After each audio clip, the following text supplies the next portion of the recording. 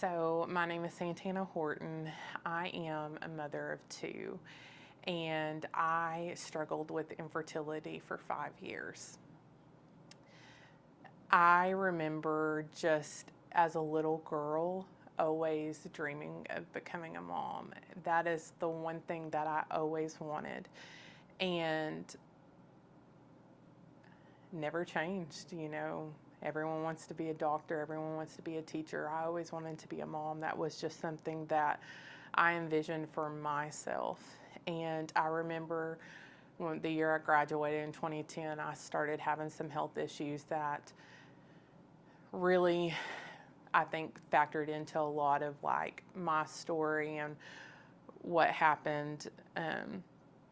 I stopped having cycles all of a sudden, and so my mother was concerned and she had some questions, and so I sought out for some doctors just to try to get some kind of answers, and they did a lot of testing but didn't really have any true answers. They were like, we don't know what's going on, let's try this medication and just kind of go from there. And so it was just a constant like, let's do this, let's do that, but there was no resolution whatsoever. And so they would just move me on to the next person.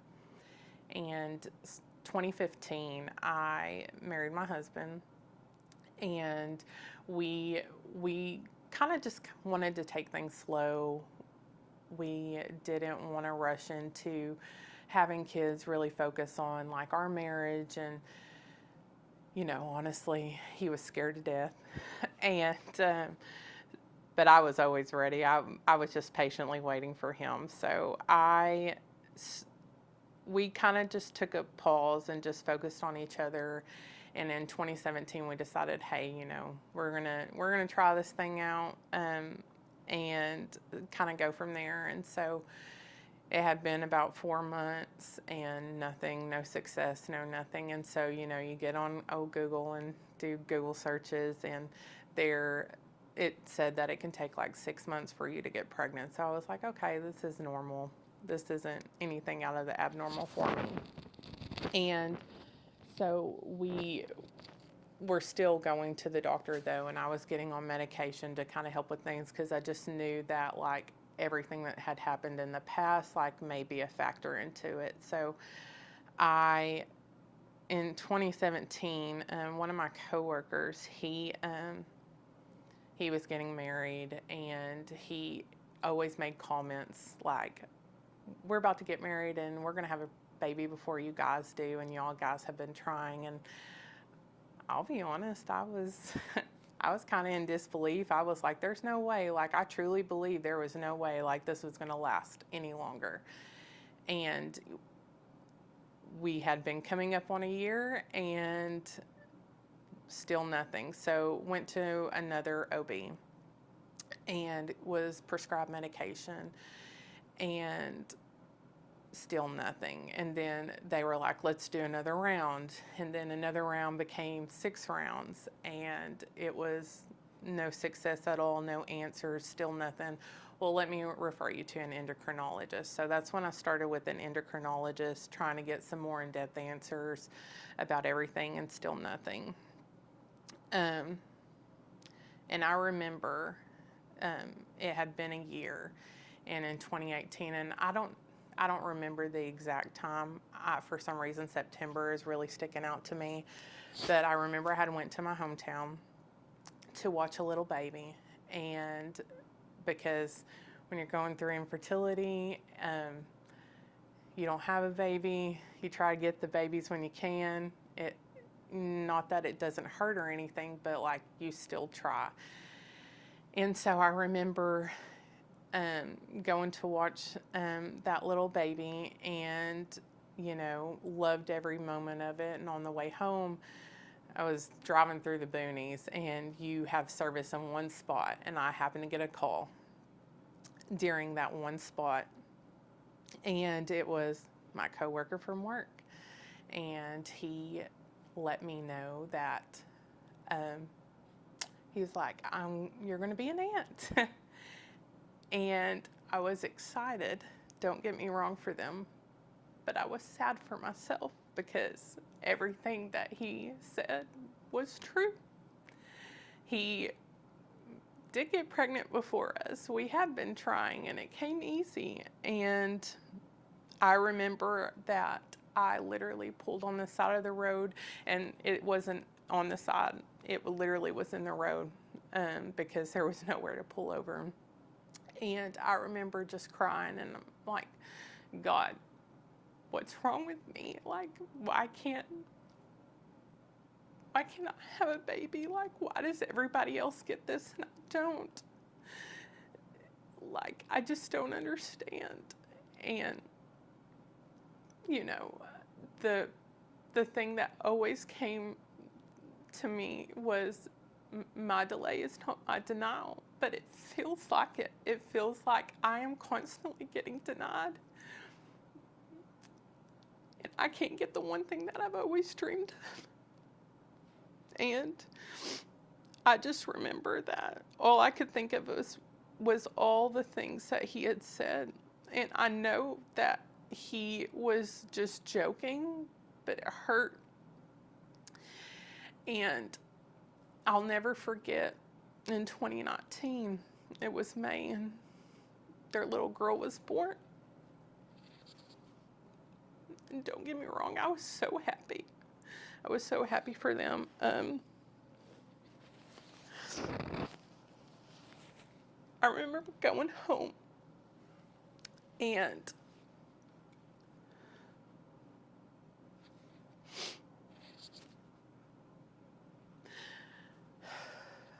I remember going home and going to my bedroom to hide, and I cried out to God like I've never cried out to God before.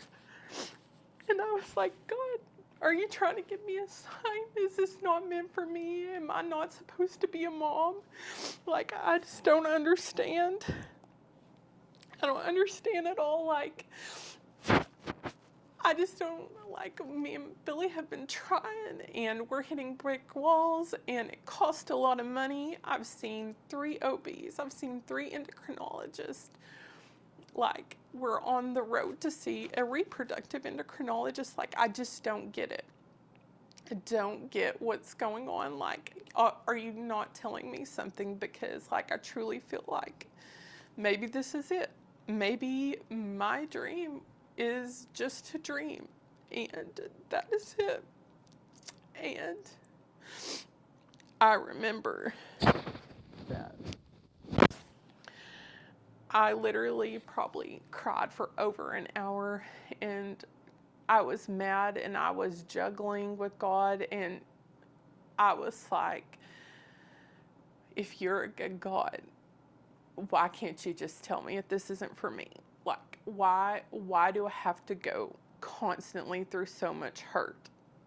I feel like I have gone through so much hurt seeing so many people get pregnant before me, people who are not married, people who don't deserve kids, people who do bad things to their kids. And here I am married and can't get that. So I'm like, I guess I'm going to take this. This is a sign. This isn't meant to be. This isn't meant to be for me. And, but the one thing that I ask above all else, because I just can't do this anymore, like my heart is breaking. The one thing that I do ask is, can I just wake up and just have a peace like no other? Like, I need that. I need to be able to just wake up and have peace and not bitterness, and have a peace like no other. And I don't remember anything after that.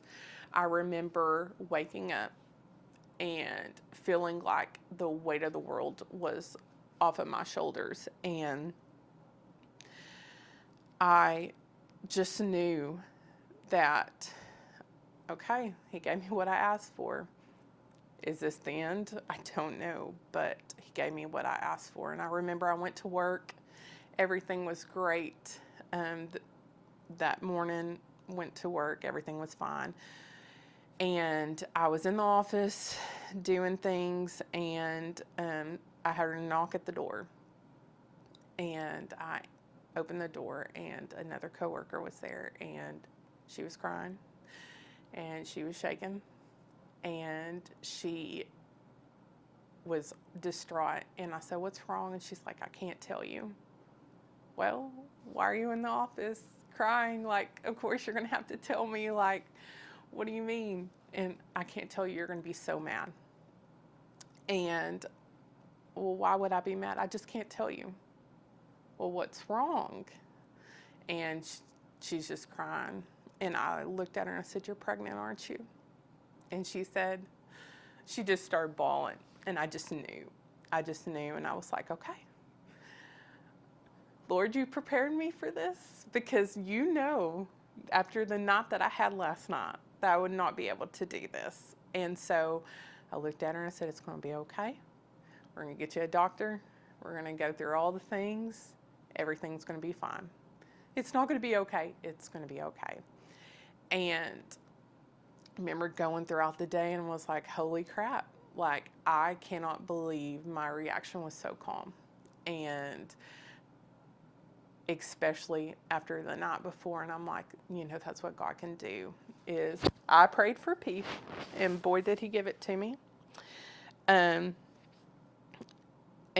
I was like, holy smokes. And I remember that next Sunday I had went to the altar, and I was praying, and the pastor came up to me and he was like, "Listen, for some reason, I need to tell you this." And he said, "God's telling you need to prepare your room."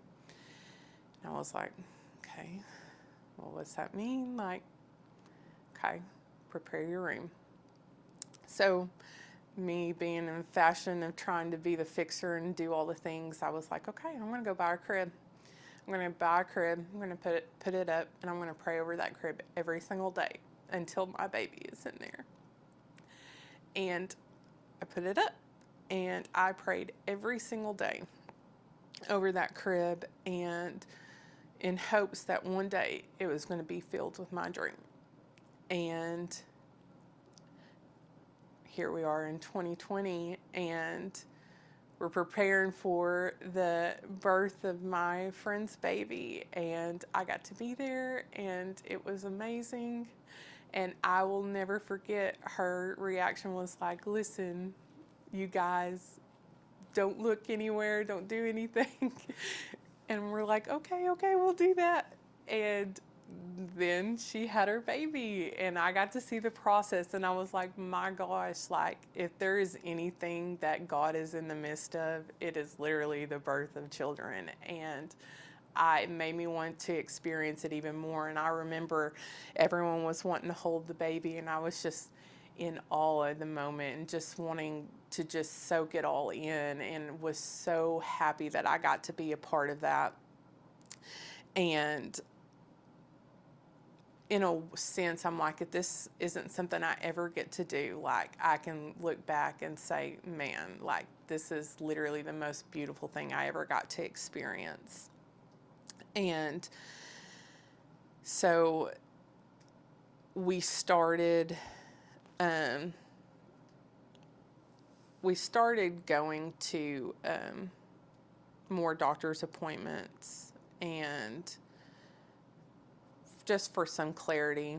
And I got over to another different OB, so I'm on my fourth OB by this point. And I honestly, I was ready to give up. I was tired of praying. I was tired of asking God for a baby, that I was just done.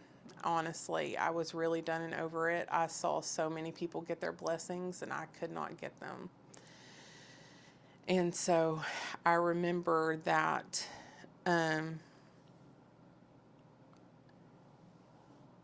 I remember back, actually, I'm going to go back a little bit. I remember in 2019, it was Christmas Day, and my husband, probably about a few months before that, we were arguing over infertility, and a baby, and it just got to be a lot of pressure. And I remember, you know what, I'm done. I'm taking this crib down. I took that crib down and didn't think nothing of it.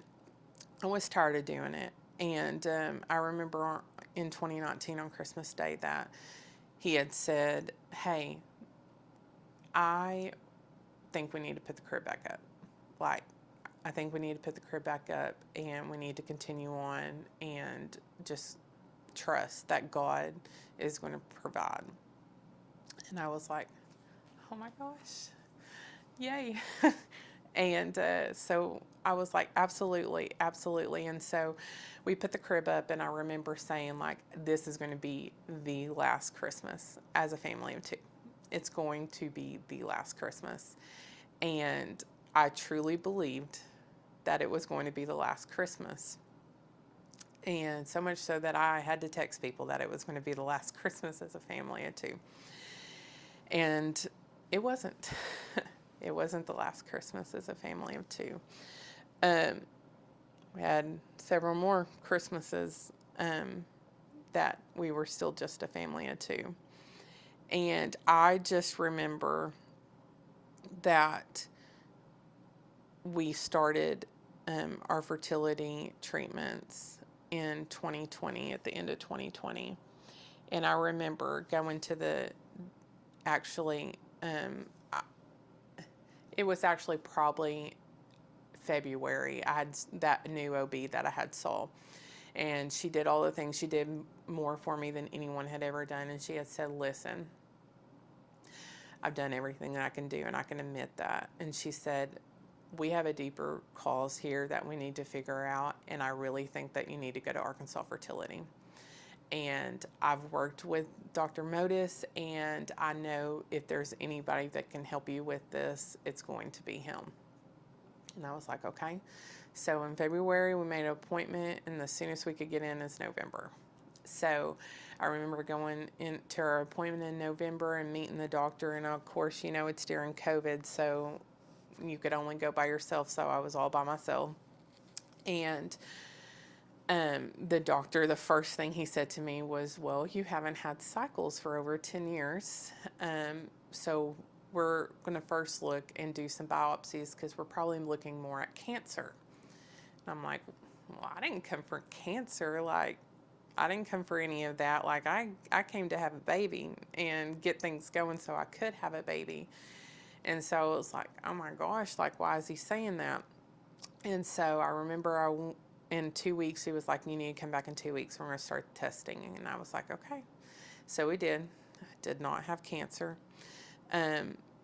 But he said, I'm just so amazed because your body is showing differently than what is actually doing, like all your test results. And he said, but we're going to figure it out. And I was like, okay, I've heard that before. I'm not going to trust these people. And so I remember going home, and I remember praying on the way home. And that's something that I always did, like on my trips to Little Rock from Russellville, is I would just pray the whole entire time I was going, all the time. And I said, God,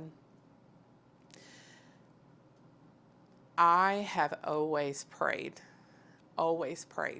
that you would tell the doctors what was wrong with me, and that they would be able to fix me. I have never prayed and said, God, just heal my body, completely heal my body. Whatever is going on that is not meant to be, like, can you please just heal it?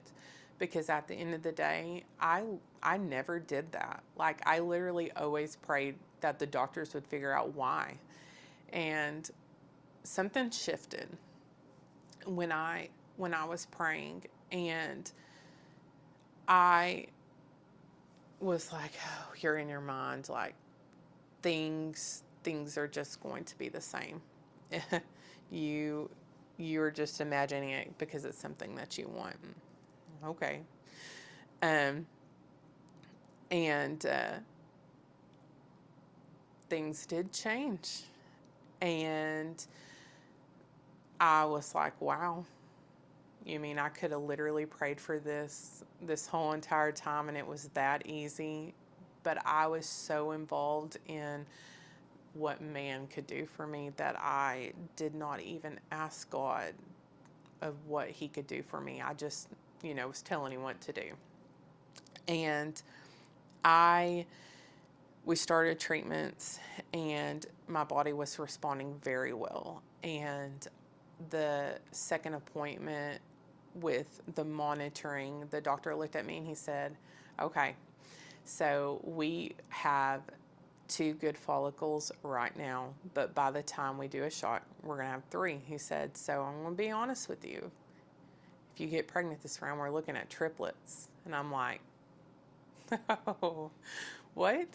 And so I was like, you're kidding.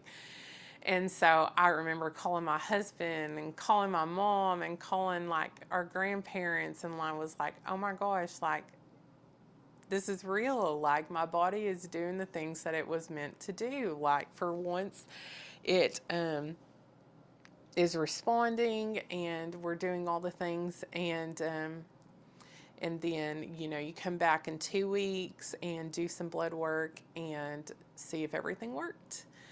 And I remember coming back and I'm like, I'm not going to test. I want one of those surprises. And did I get one? I was not pregnant again. And I'm like, man, he really amped this up and I'm still not pregnant. Wow. And I remember going home because I didn't want to tell my husband that I wasn't pregnant. I remember going home and I was like, it didn't work. And I remember seeing the look on his face and the defeat on his face. And I was like, man, you just keep failing, Santana. Like, you keep failing and now you're hurting people. Like, it's not just you hurting. You're hurting other people. Like, what is going on? And, in the midst of all this, like, I have people praying for me and believing that I am going to be able to see the light at the end of the tunnel and all of this. And everyone loves to say, God's timing is perfect. When it comes and it happens, it'll be okay. I've had so many people say, oh, just relax. It's going to be okay. It's going to work out if you just relax. You need to just stop trying and, it'll happen. And I'm like, okay, like, you try and it doesn't happen. Yeah, stop trying and it's going to happen. That doesn't make any sense. And I mean, I even have people tell me they donate their eggs to me. Like I appreciate you wanting to do that, but I want my own babies. Like, I want to have my own babies. That I love that you're trying to find a resolution for me, but no, no, thank you. Not that I'm saying that it's wrong that people do want to go that route by any means. It's just, it's not what I had ever envisioned as far as having a baby. And so I remember that after that, I just felt so defeated and I just wanted to grieve.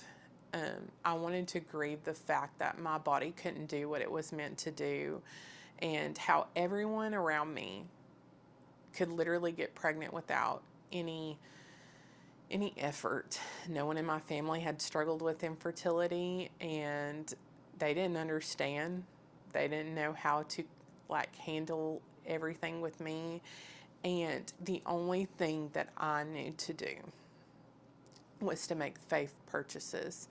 And so whether it be purchasing a onesie or, getting stuff ready and buying so diapers, I would do it just because I was trying to prepare the room. And it was just a way to help with the grieving process. And, if I were to say, hey, I didn't struggle at all, I would be lying. Because I literally had to wake up every day and have hope and faith that this was going to come to a close and that I was going to be able to see the light at the end of the tunnel. And in that moment, I wasn't seeing it, but I was believing that it was coming and it was coming soon. And what else more did I have to go off of? Like, I could literally be in my sorrows and I could literally grieve this process over and over again. But like, what was it going to do for me? I couldn't just stay in that moment. Like, I had to get up and fight. And then it came to a point where I was like, you know what? I got to stop fighting. I got to stop fighting, and I have just got to start surrendering and believing that God was going to provide. And so I remember that I was just praying. I said, God, I want to receive whatever blessings in my life that you have. Whatever my life entails, I want it to be your will and your will alone. I can tell you all day how I want this to pan out. I can tell you all day exactly how and when and where and how long ago I wanted this. But you have already wrote my life, and you have it wrote down. And I wish you'd give me a little bit of a peep, just a little bit of a peep, to give me a little bit more cushion that what I am doing is good. But I just need I need this from you. I need to know that, like, all of this hurt, all of this heartbreak is going to be for the good. And I remember so softly when I was praying, he said, your tears are not going to be wasted.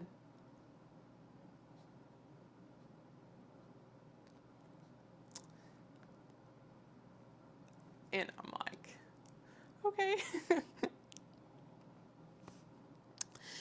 And I'm like, but boy, they do. They feel like I'm tired of tired of holding on. Like, I'm tired of holding on. I'm tired of people telling me that I'm crazy for purchasing faith gifts, and I'm tired of people telling me, I can't believe you have a crib up and you're not pregnant. You're buying diapers. Like, I am so tired of people putting this down. This is literally the only way I know to get through this moment, is to have faith that this is going to happen. And so I'm trying to prepare, but everyone's telling me I'm crazy for doing this. You're hurting yourself. You're setting yourself up for heartbreak. You're making it worse. And I'm like, this came easy to you. Like, this is all I know to do. Like, let me do this. And so we had decided to, we decided that we were going to do an IUI and try that. And by this point, we were $11,000 in a year at the fertility clinic. And so it was like, okay, we're going to do this. We're going to call it quits. If it doesn't happen, we're going to call it quits for right now. And we are just going to move on with our life and, you know, do all the things. And so we did. And it didn't work. But I will say that for once in the whole fertility journey, I was okay. I was okay, even though we spent $2,000 just to do this. I was okay. And I knew that I was going to believe that God's timing is perfect and He will provide when He seems fit. And so we were starting new jobs, my husband and I, and then we were moving. So we were going to sell our house, buy a new house, do all the things. And it was in September of 2021, and I remember being at work and I saw a post and on Facebook, and I just went to the bathroom and cried, because I was like, man, my someday baby.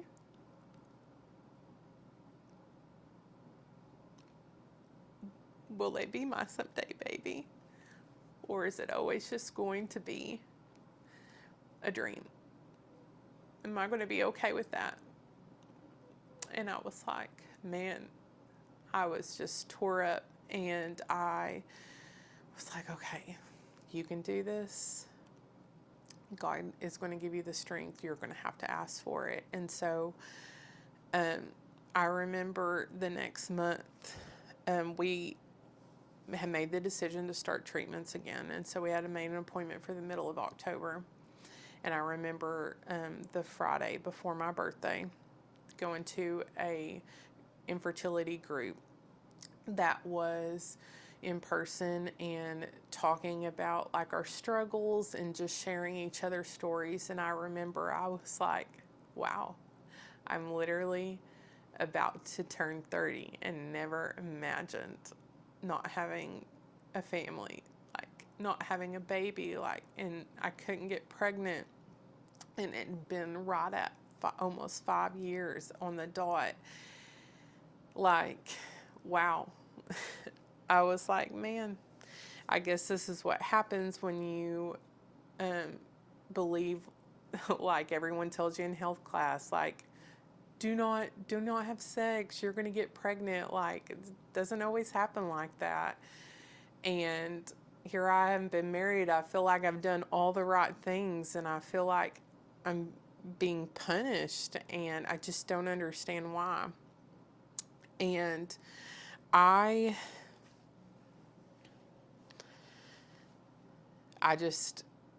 bawled. I'm not gonna lie. I bawled at that meeting, and I was just like, and there were people there that were a little older than I was and still never been pregnant, and here I am in my sorrows because I'm turning 30 and I'm not pregnant.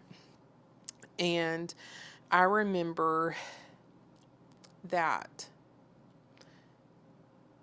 on the way home, I do a lot of praying in my car. I remember on the way home, I was like, God, like, what is it going to take? Like, what do you want me to do? What am I missing? And I remember him saying, your identity is not in infertility. Your identity is within me. And infertility is going to just be a testimony for you. It's not you. It doesn't define you. And I'm like, but it is. It's consuming me completely. And I'm like, God, take it away. Take the desire away. Take it all away. Like, I want to do what you want me to do.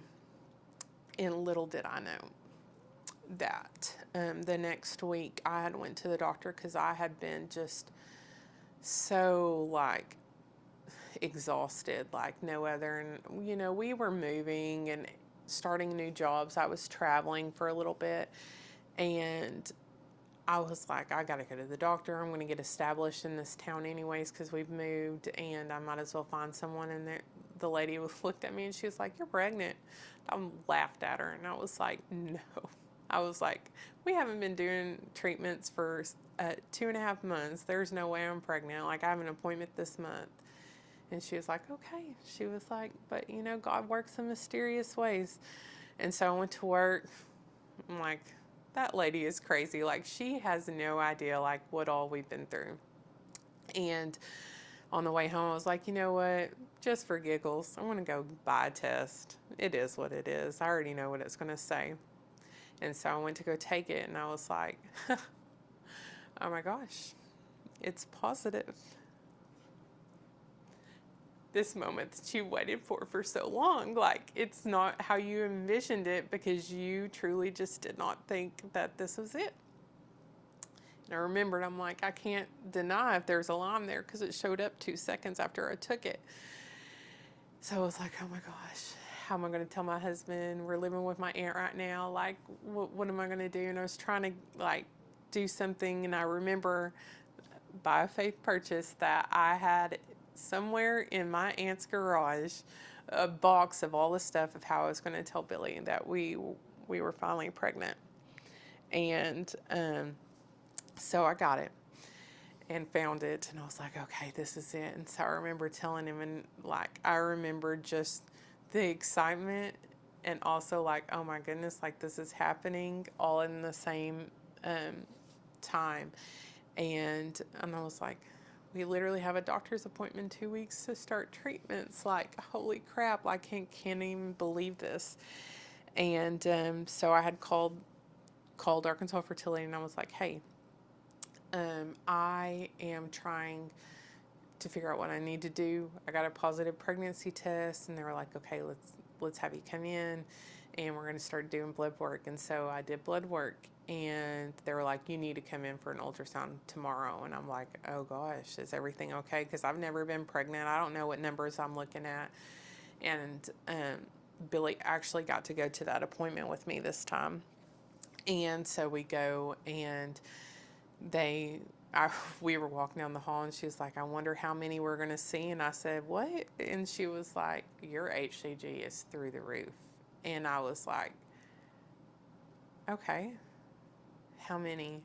Oh my goodness. And I remember what I thought would be like the happiest moment of finally being able to see our baby on the screen was actually a lot of fear because there was like this little mass right next to the baby, and he thought it was a molar pregnancy.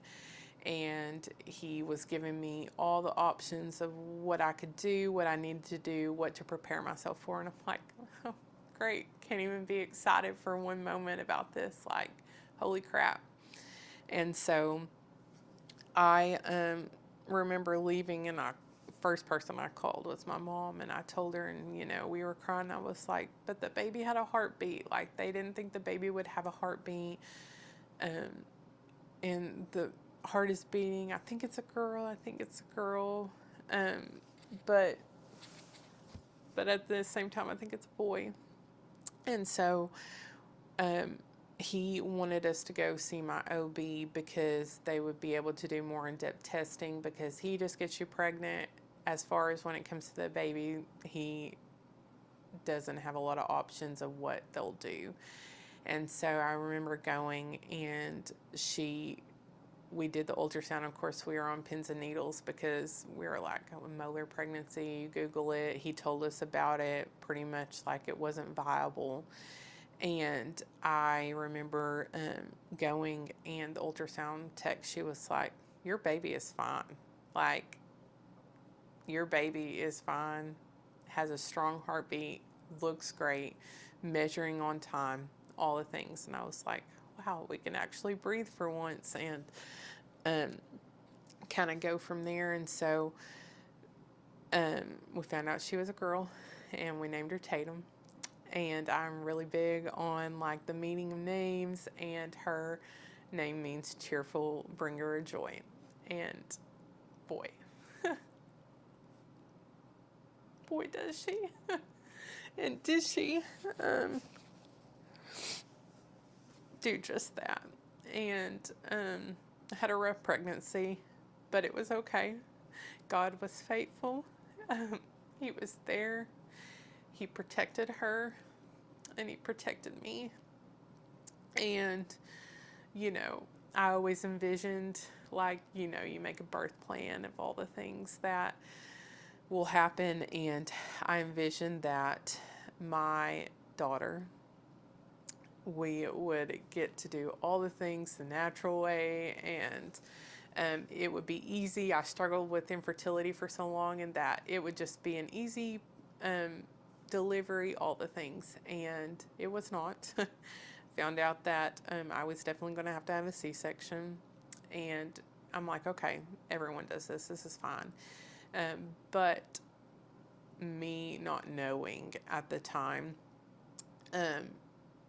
that when she came out, I remember the first thing I did was obviously crying. I was like, she looks like me, which I was excited about because, I waited for this moment for all the time, and I'm like, she's adorable. And so she was over there for a while in the incubator, and I feel like time, honestly, it felt like a minute. I'm not going to lie. And I remember looking up, and I saw on the timer it was 17 minutes, and I'm like, bring me my baby. Like, I want to hold my baby. Like, I've waited all this time. Like, let me hold my baby.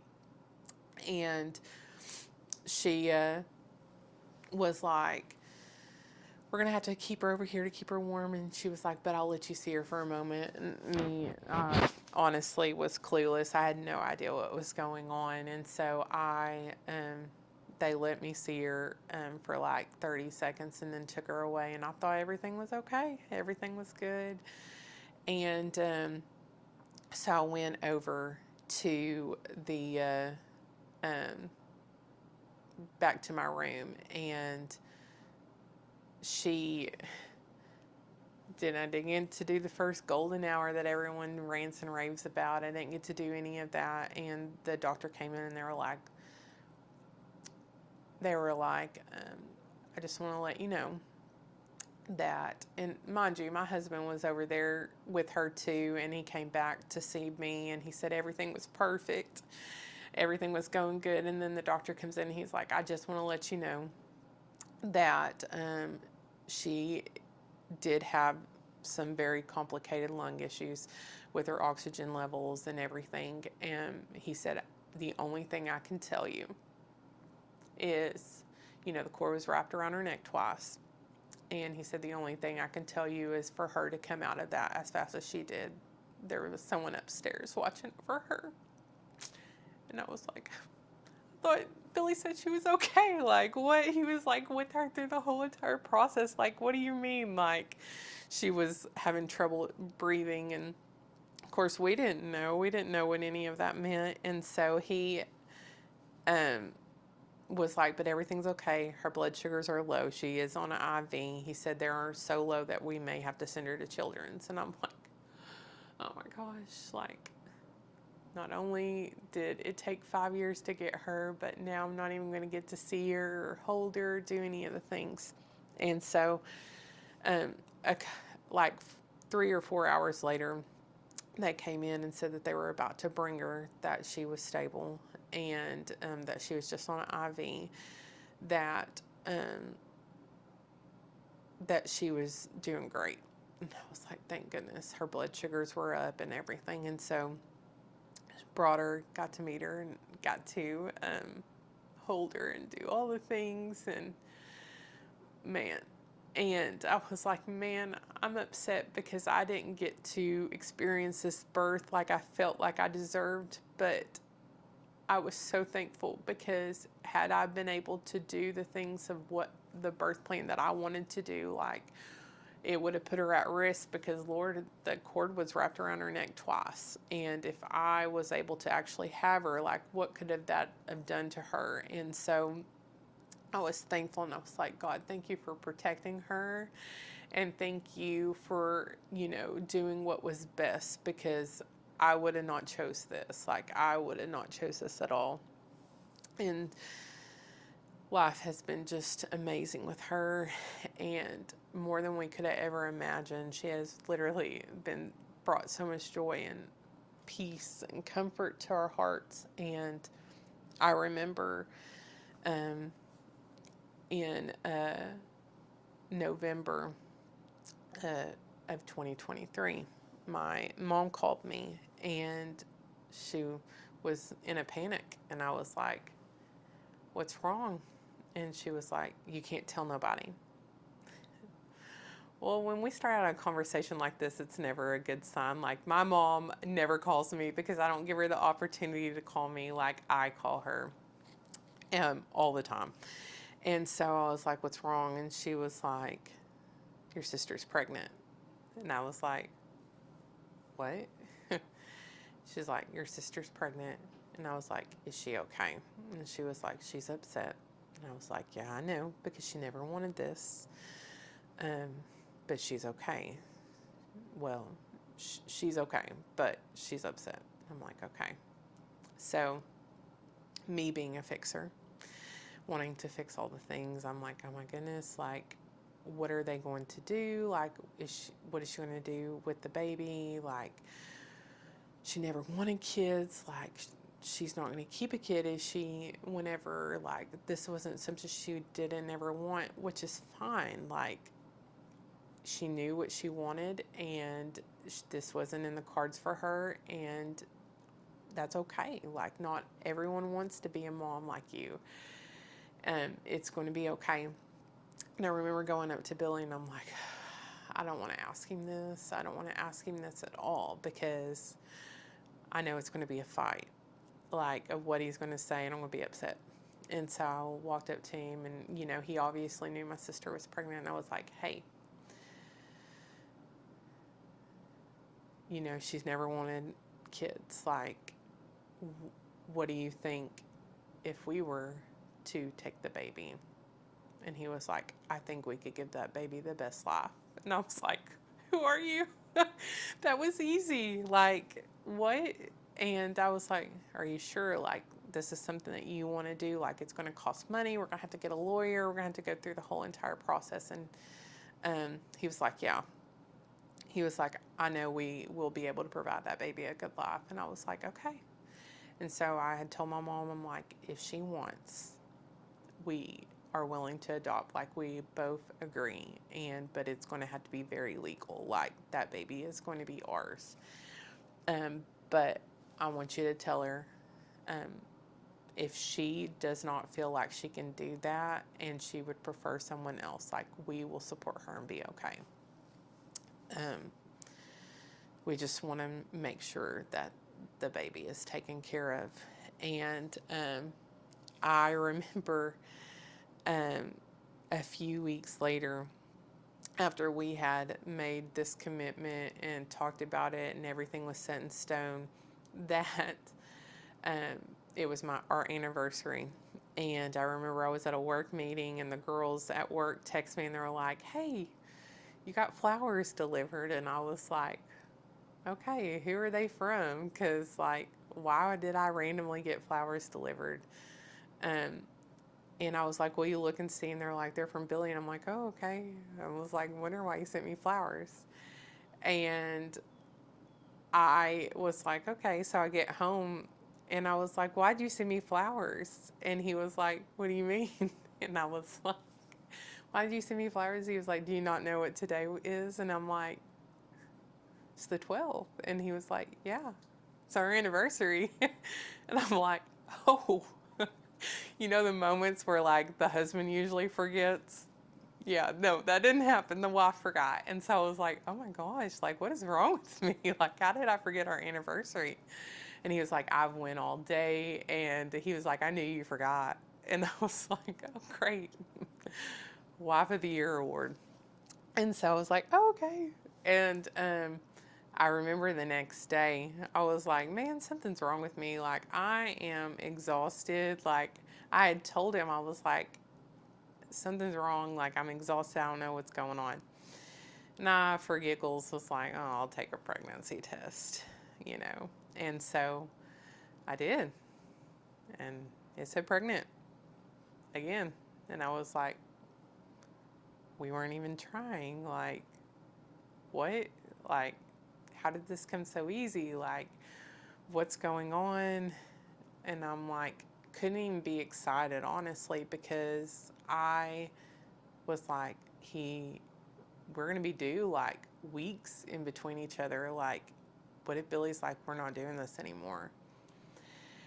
And so I was like, okay, you're going to tell him. So I walked into the room and there was no like special announcement whatsoever, because I was shaking in my boots. And I walked into the room and I said, hey. And he was like, what's wrong? I was like, I need to tell you something.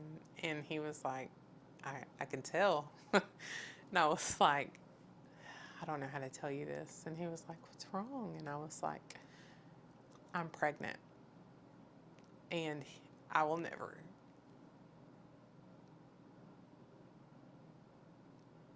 I'll never forget the look on his face and his response. He had a huge smile on his face and he said, now we'll have 3 babies to love. And I was like, what? And he was like, we're going to have 3 babies to love. And I was like, that we're going to be due like weeks in between each other. And he was like, yeah, it's okay. I was like, are you sure? And he was like, yes, like, we said we were doing this and we're doing this. He was like, we have 3 babies that we will love. And I was like, okay, holy crap. why is he so calm? And I'm like the fixer trying to figure out what we're going to do and how that's going to look like. And I was like, oh my goodness. And so I remember, doing all the things and being cautious and not telling anyone at the beginning. I didn't tell my parents at the beginning because I knew, like, with the shock of everything else, like, would they be able to handle this? Like, all the things. And so I remember I finally, on my sister's first appointment, I told my mom and I was like, listen, I need to tell you something. I need you to make sure that they're very confident in this decision because, like, we're pregnant as well. So, like, we're going to be throwing all this money for a lawyer and all the things. And she was like, what? And I was like, yes, I didn't know I was pregnant too. And she's like, oh my gosh. And so she's like, what are we going to do? And I was like, we're going to just keep on going. And then a few weeks later, it was on Christmas Day.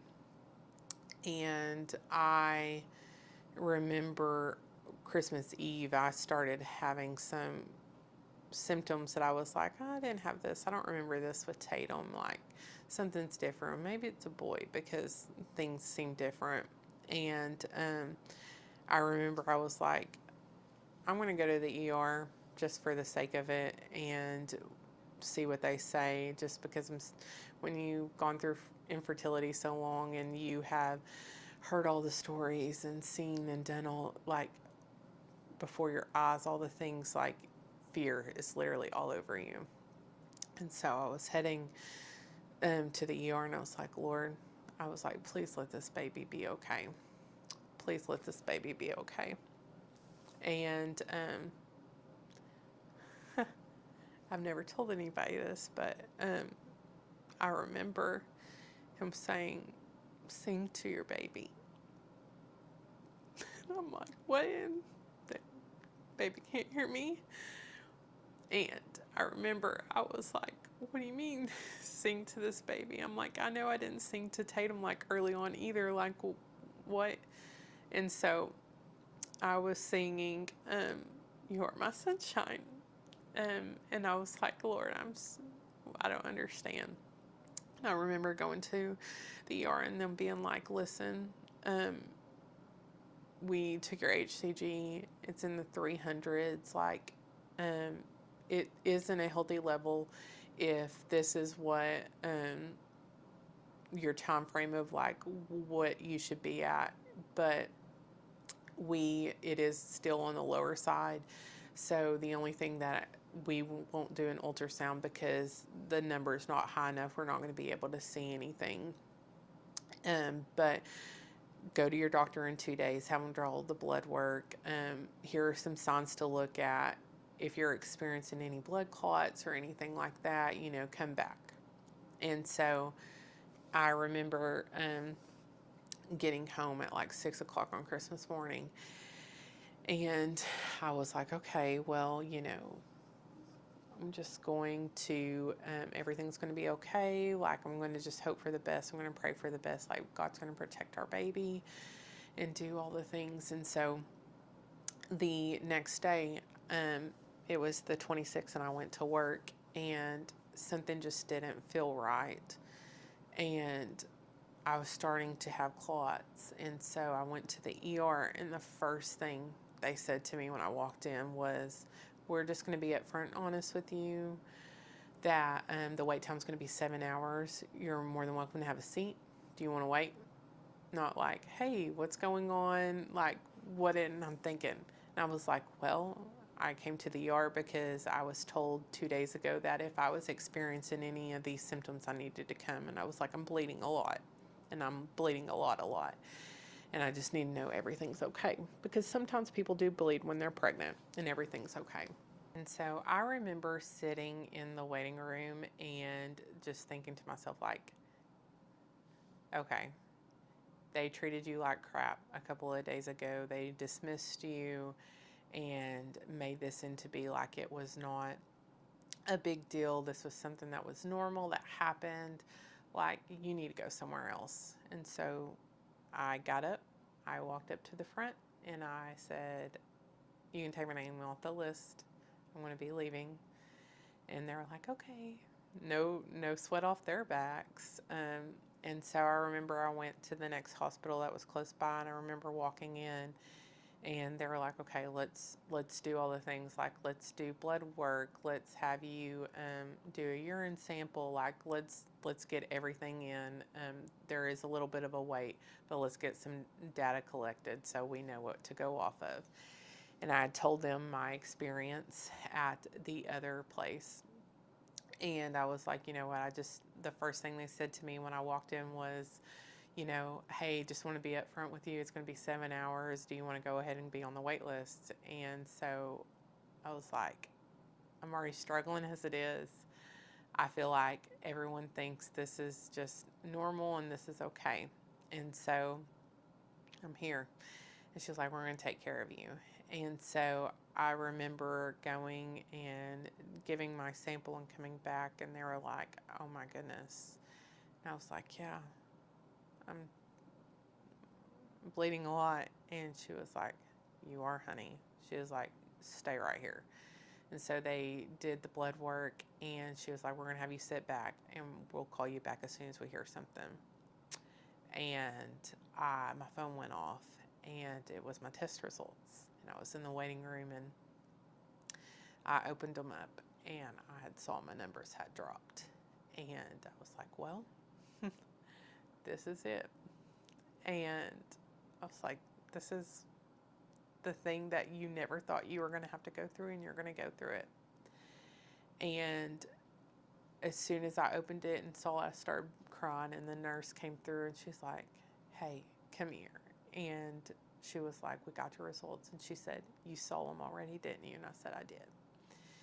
And she hugged me, and she said, I'm not going to tell you it's going to be okay, but I'm going to hold you. I'm going to hold you. And I was like, thank you.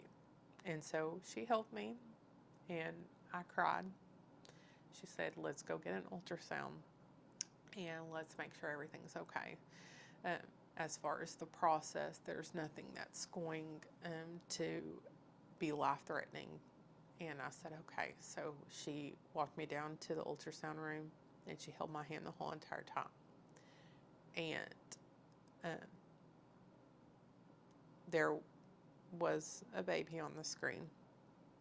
And they did let me see it. They typically do not let you see it, but she was like, she needs this. And so she let me see, and she was like, okay, we're going to take a moment, and we're going to walk back. And so we walked back to the room, and they were telling me my next steps that, you know, I didn't have any infection in my blood, like I needed to follow up with my OB, and they were explaining the process of what was to come. And I remember leaving and was so thankful that, you know, someone actually acted like they cared. And on the way home, I was like, you know, I don't know what tomorrow holds. I know this is coming to an end. I want to sing to my baby one last time. And so I sung You Are My Sunshine again. And I got home, and, you know, we have a little girl, and so my husband hated not to be there, but someone had to stay with her. We're not going to have her at a hospital in the middle of the night. And he said, what did we find out? And I said, we're losing the baby. And he got up out of bed, and he hugged me, and he held me, and just cried. And I remember the next day, I said, you know, I'm going to go and just do all the things that I normally would do. I'm not going to work, obviously, but I am going to take Tatum to daycare and do all the routine things. And he was like, I can take her. And I was like, no, she is used to me taking her. I want to take her. I want to keep everything the same as much as I can. And because I needed it just as much as she did. because all I wanted to do was lay in bed. I wanted to lay in bed and I just wanted to grieve, because the moment you find out you're pregnant, you make all these plans for the future. And I felt guilty because the moment I found out I was pregnant, I was worried what Billy would say, because we had already made a commitment to adopt my sister's baby, that I just wasn't all giddy happy. And so I'm like, is this why? Am I not getting to keep this baby because I wasn't overjoyed for what God had given me? And I was like, you're at fault. This is your fault. And Billy was like, this is not your fault. Like, this is not your fault. And as much as I wanted to believe it, I didn't. I thought it was my fault. And I took Tatum to daycare, and I contacted my OB's office, and they were like, okay, sounds like everything's going good. This is what your body's meant to do. And I'm like, no, my body was not meant to do this. Like, my body was meant to grow a baby and it be healthy. It's not meant to house a baby and it not be alive. Like, it's not meant for that. And they were like, your body will get rid of it naturally. And I'm like, wow, this is the healthcare system that we have. Like, I understand completely. Like, this is what women's bodies are meant to do. But this is not what I want to do. Like, this is the last thing I want to do. I don't want to say goodbye. I don't want to wait. I don't want to anticipate. And they were like, well, let's give it a couple of days. We looked at your labs, everything. It looks like, we're in the process. And I'm like, what does that even mean? Like, what is that? You're in the process where you're gonna have it. And I'm like, ma'am, I'm sorry, but I know you do this for a living. I know you do this for a living, but this is not normal. Like, I don't want to do this. Like, I don't want to go through this process. I don't want to have to wait till when my baby is going to pass through me. I don't want to do that. And she said, well, we need to wait a couple of days, and we're going to come back in and have you do some blood work and kind of see if everything's going down the way it should. And I'm like, and I remember I called my mom and I was like, I don't understand. Like, I just don't understand what they expect me to do. Like, they expect me to sit around and wait. And my mom's like, I'm sorry. Like, I don't know what you're going through. Like, I have never experienced this. Like, I don't know what to tell you. Like, I'm just so sorry. And I was like, I know. I'm glad you never had to go through this. Like, I don't wish this upon anyone. For someone who struggled with infertility for 5 years, I would have never imagined getting pregnant and then, like, it being easy per se, and then it not being viable. And so I was just like, they just want me to wait. And so the next morning, it was time to go to take Tatum to daycare. And so I took her to daycare, and I remember walking through the door and I had been, as weird as it sounds, even when going through this process, you have contractions, and I never had them with Tatum, so I didn't know what that experience was, and so I was doubled over, and I didn't want to take any medicine. I wanted to feel everything because I didn't get to do that with Tatum, and so at least I wanted to be able to say that I got to experience this with this baby. And so I had been hurting all night. And Billy was like, I'll take her. And I said, no, I want to take her. And I remember walking through the daycare door, and I was like, oh gosh, I think this is it. And we walked through the door, and I felt just a gush.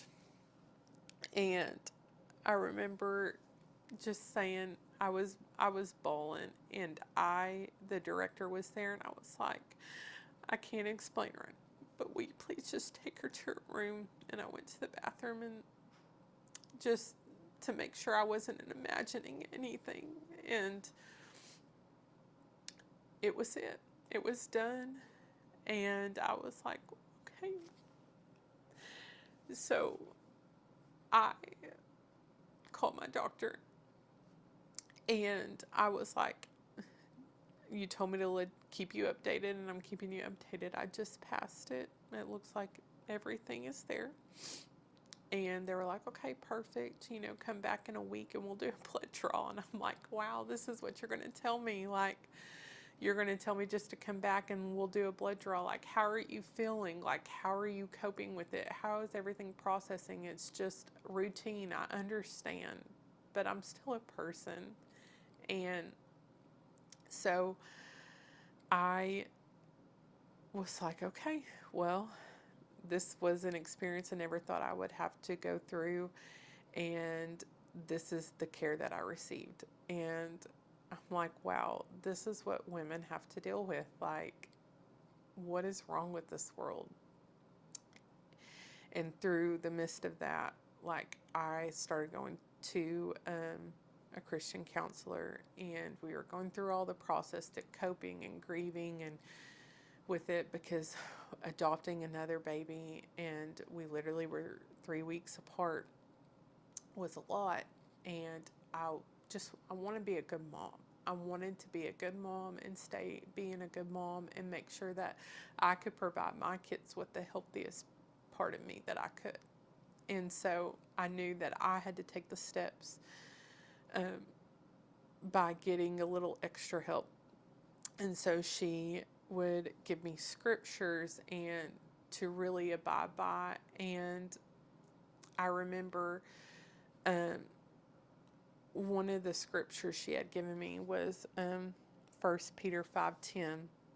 And when I had looked at it, I was like, man, talking about God's grace. And at the end of the day, I'm like, did I deserve his grace? Did I deserve this? Like, maybe I'm the one to fault at this. Like, it was just easier to blame myself. And then came to the moment that Declan was born. And Declan is our son that we had just adopted, that my sister had. And I remember a lot of fears that I had, like, would I be able to love him? And even I feel like as a family of two, regardless, like when you have your second one, you're like, am I going to love them like I love the first? Like, how can you love two? And I remember when he was born, I got to do all the things I didn't get to do with Tatum. And I got to hold him like moments after he was born. And I got to just touch him and like get to feed him his first bottle. I got to change his first diaper. And I got to do all of those things that I didn't get to do with Tatum. And I was just overjoyed because it was an instant. The moment the door opened, it was like the love that I had for him was just overpowering.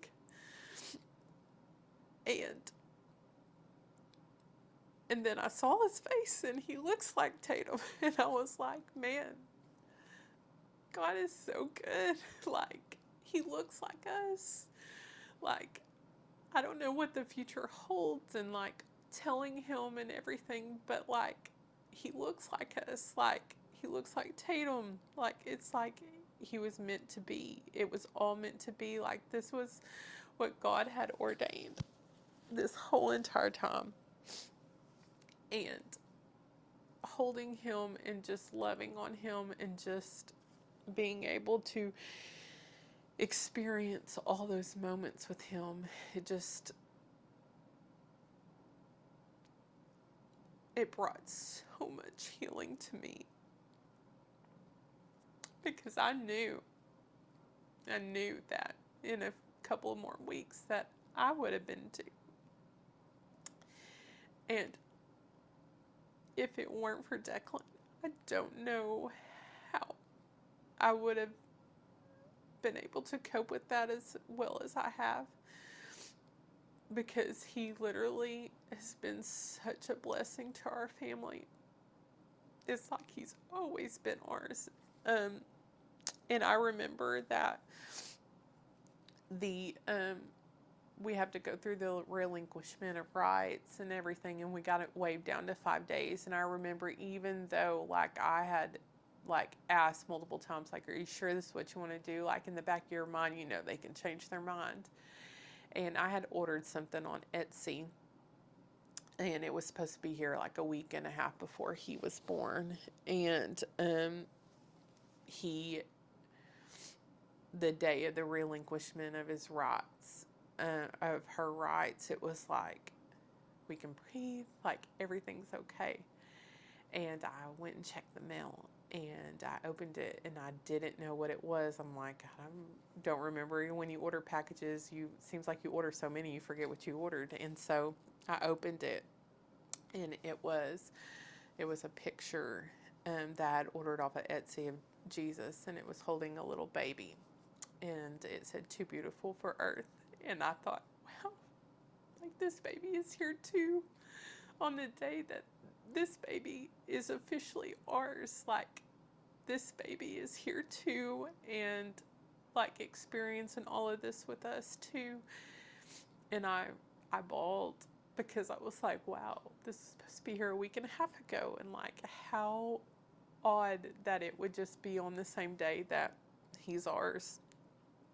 And it's just like, I feel like God just kind of gives you winks sometimes, and is just like, you know, I'm here. I've been here through everything with you. Like, I am constantly here. And I felt it. I felt like he was holding my baby.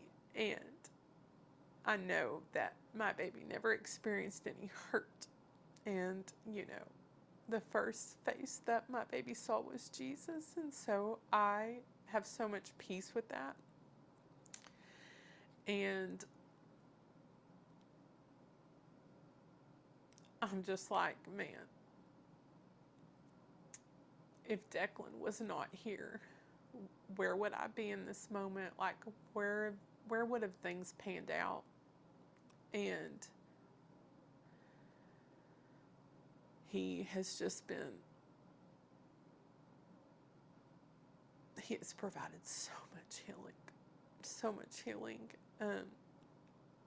This morning we woke up at 4 o'clock, and he sleeps through the night, so I'm super thankful. I got good babies.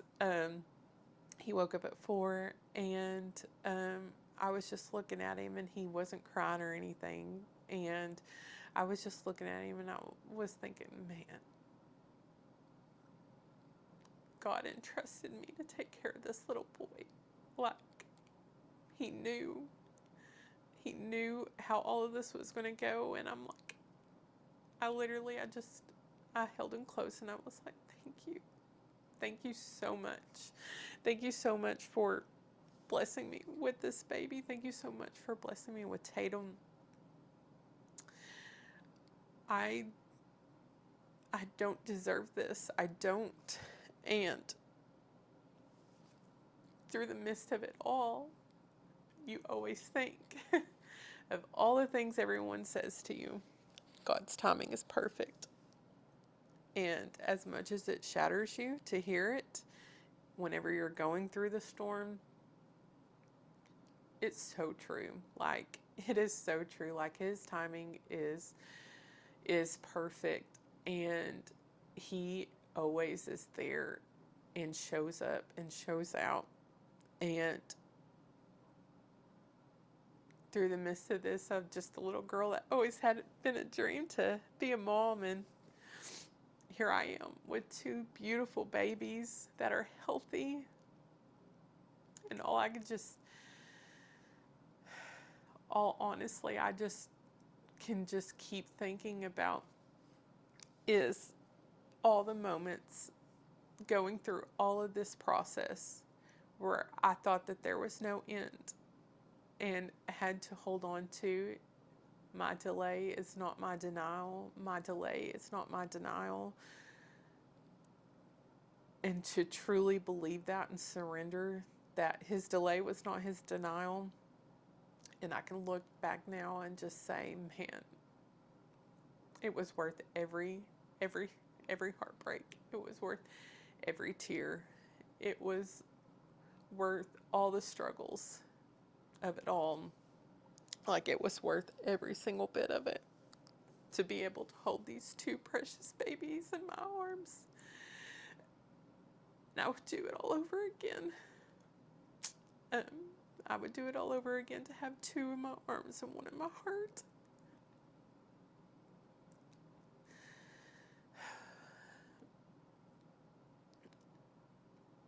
And I'm just like, man,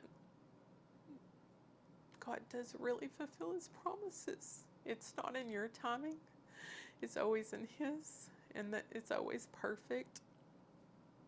But he does, he always shows up. And I'm so thankful that even though through all the hurt that he chose me to be their mom, he chose me to go through this journey, and how much I've grown as a person, I'm forever thankful, honestly.